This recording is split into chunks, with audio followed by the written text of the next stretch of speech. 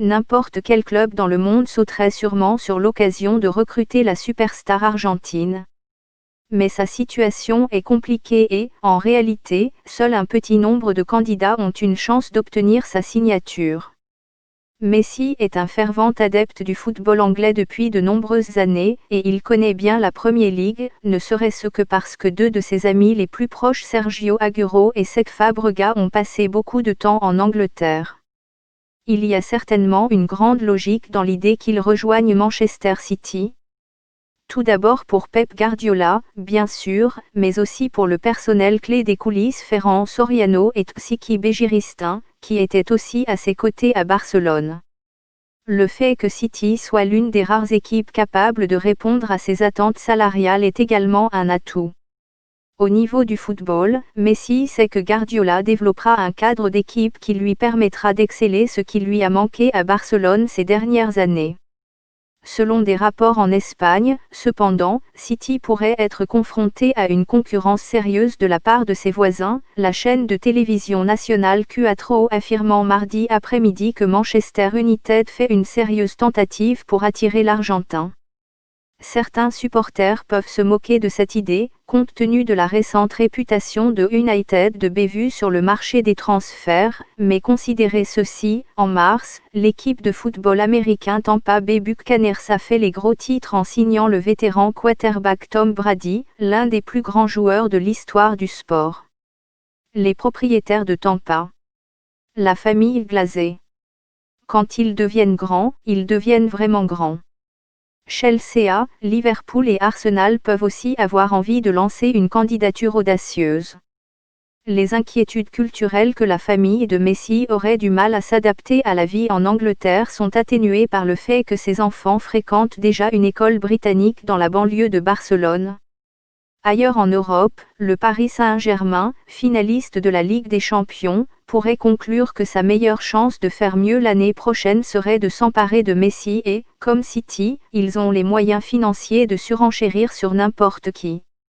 Cette idée séduirait Messi car elle lui permettrait de faire à nouveau équipe avec Neymar, dont le départ du Barcelone en 2017 est l'une des nombreuses sources de mécontentement de l'Argentin à l'égard de son club actuel.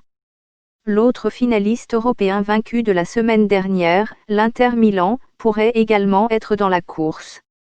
Les propriétaires chinois d'Enrasuri, Suning Holding, veulent désespérément mettre fin à la mainmise de la Juventus sur la Serie A depuis 9 ans, et le président du club Steven Zhang aurait déjà eu des entretiens pleins d'espoir avec les représentants de Messi.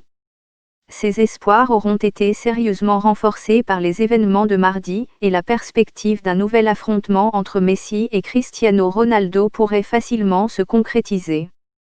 Un autre prétendant potentiel, cependant, peut être exclu. Des rapports récents selon lesquels le Real Madrid aurait fait une approche ont rapidement été écrasés par le camp de Messi, et cette option est considérée comme un échec total, quel que soit son niveau de colère contre le Barça.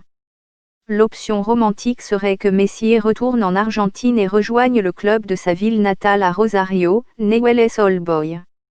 Messi a régulièrement déclaré qu'il aimerait idéalement jouer à nouveau pour son club d'enfance Newell's avant de prendre sa retraite, mais il a également ajouté que les inquiétudes concernant la sécurité de ses 3 jeunes enfants le rendraient réticent à faire ce choix dans le climat actuel. Rejoindre Newell's représenterait également une baisse significative du niveau de jeu, et la conviction de Messi qu'il peut encore réaliser des performances proches de son apogée l'empêchera presque certainement de passer à autre chose qu'une ligue d'élite. De même, on peut probablement exclure l'idée que Messi aille en Asie. Ses anciens coéquipiers du Barça, Xavi et Andrés Iniesta, nous livrent des rapports élogieux sur leurs expériences respectives au Qatar et au Japon, mais la grande différence est que les milieux de terrain étaient, de leur propre aveu, en déclin lorsqu'ils ont quitté le Camp Nou. Messi, en revanche, pense qu'il peut encore se produire au plus haut niveau et, plus important encore, il aspire à une nouvelle couronne en Ligue des Champions après des années de frustration dans cette compétition avec le Barça. Bien que sa détermination à quitter le Barça semble tout à fait réelle, on ne peut pas totalement exclure l'option que Messi reste finalement dans son club actuel. La déclaration de mardi pourrait être une tentative drastique de dernière minute pour faire disparaître la principale source de ces griefs, le président du club Josep Maria Bartomeu. Même si cela échoue, le goût de Bartomeu pour les batailles juridiques, elles sont innombrables, pourrait bien l'amener à tenir bon, à insister sur le fait que Messi ne peut partir que si un autre club respecte sa clause de rachat de 700 millions d'euros et à demander aux tribunaux de le laisser partir pour rien.